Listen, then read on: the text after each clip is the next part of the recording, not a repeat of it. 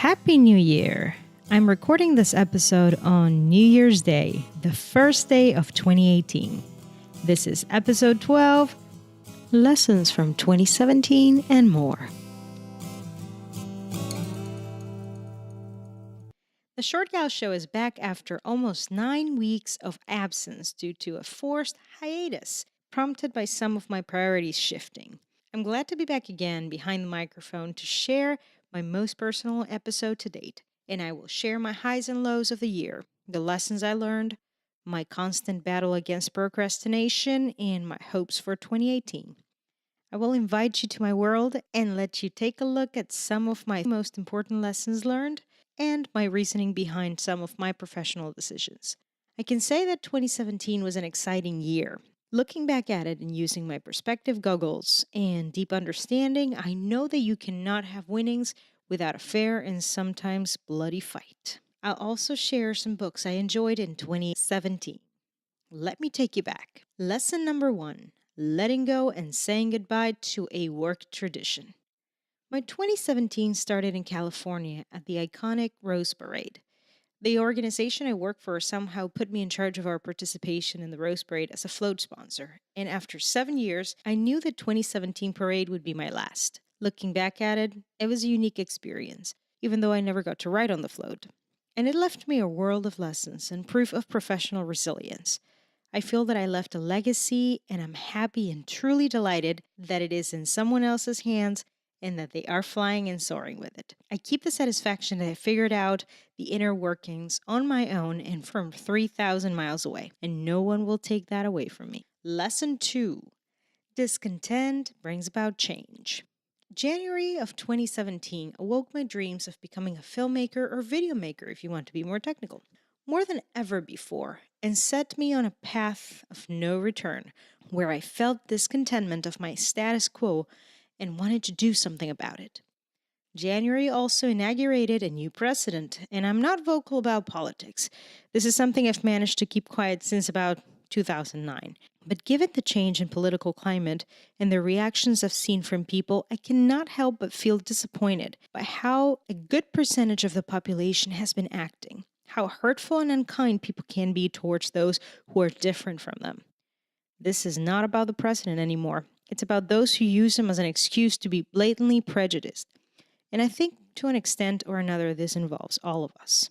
Lesson 3. It's always a good idea to try new things. February brought Podfest 2017, and the reason this podcast exists. It started as an experiment and has become part of my life's mission to share a personal message. I'm so glad I went. I joined the She Podcasts community and kept in touch with amazing people. But I didn't know much about it before I went. I felt my head was going to explode with new knowledge afterwards. Right around this time, I also went to my first Women in Film and Television meeting, after an invitation from Victoria Jorgensen, whom I consider one of my film mentors. I joined the organization and met some great people, but more than anything, this organization keeps my hopes and dreams of one day becoming a full-time filmmaker alive. Lesson 4. No matter what I do and where I go, music is part of me. Throughout the year, I felt inspired to continue making music. Surprisingly, not by singing, but by learning new sounds. I picked up the piano and have tried to learn chords and easy tunes. I shared my music on social media a total of 3 times during 2017. You have no idea how scared I am to share this and sing in public. Somehow, I always find a way to face that fear, but not without sweats and feeling faint. Lesson 5. Why us? March brought bad news for a family member. Lesson 6. Patience is not a virtue. It is a fight. I went to Peru in April, and as always, it was a short, rushed visit to attend a wedding.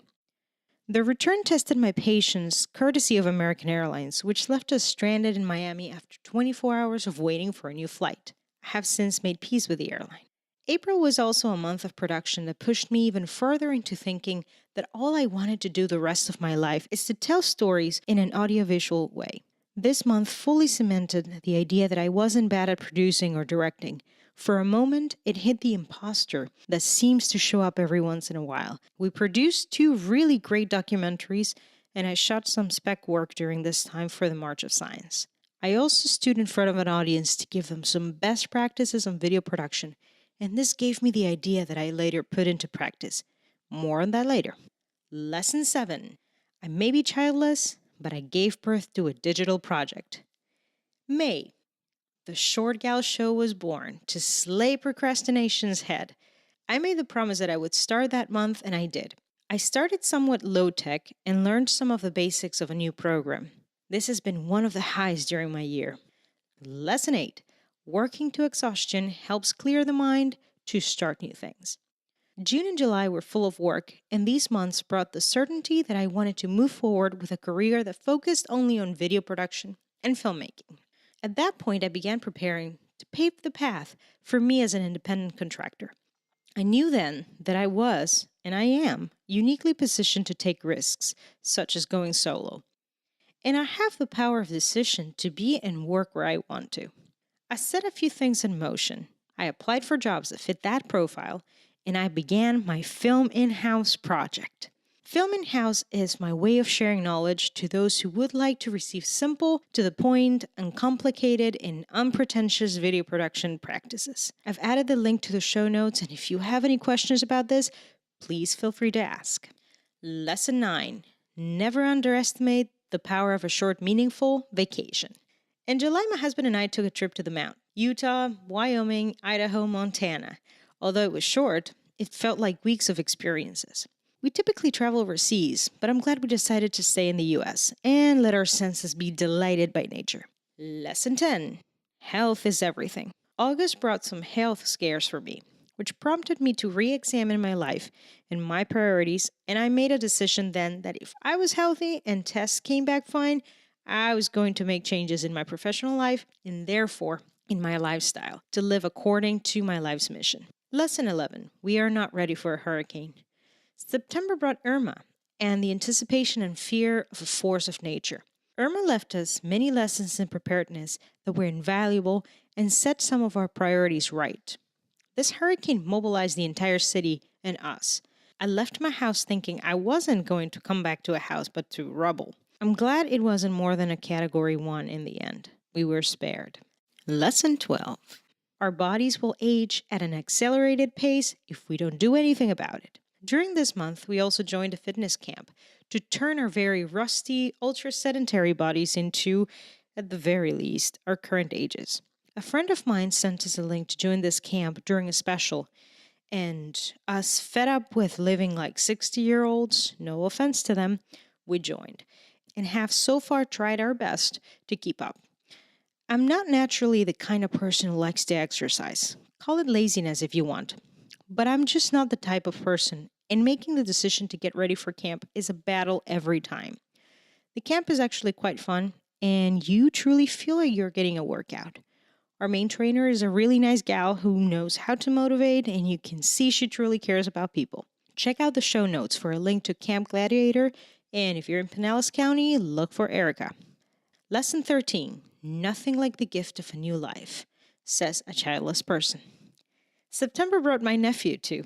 Though I wasn't there, it was a wonderful arrival into our family. He is my first and only blood nephew, and given the fact that I am childless, he has become the closest thing I have to a child, even though we're separated by distance. But technology makes it possible to follow his every change. Lesson 14.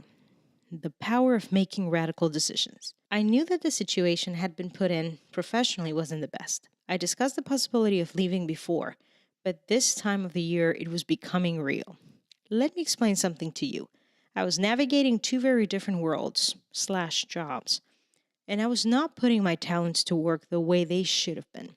I had been set up for failure with a mix of very different tasks that did not leave time or space in the mind to complete them the way I wanted to.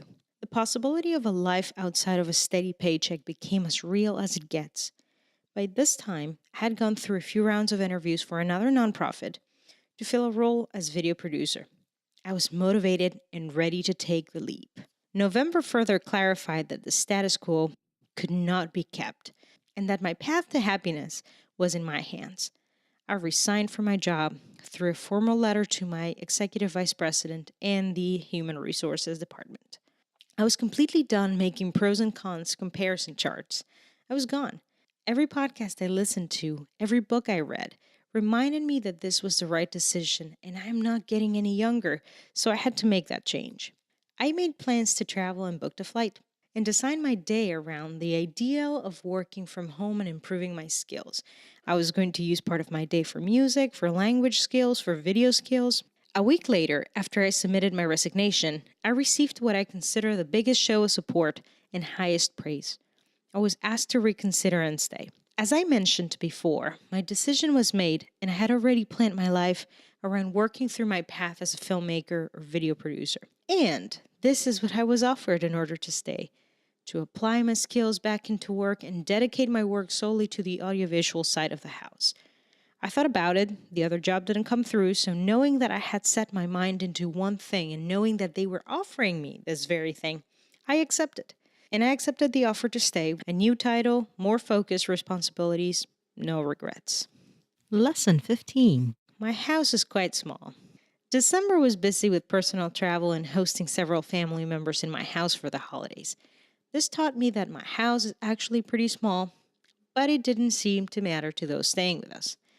Everyone made the best of the situation. I do have to say that having 18 relatives from Peru and one from Germany in Tampa is not an easy feat. I don't know many families that can even afford to do this. The entire Tampa Bay area economy should also thank them, as they shopped like there was no tomorrow. I go into 2018 with lots of energy and hopes that 2017 has positioned me to achieve success in 2018 and beyond. Were there lows this year? Of course there were, and there will always be. But looking even further back into my life, 2017 wasn't a bad year. It was just full of every emotion imaginable. There are a few things that I really want to accomplish in 2018. I finally want to be able to lose weight and feel okay with the gal in the mirror. I cannot do anything about my height, except for wearing heels. But I can do something about my excess weight.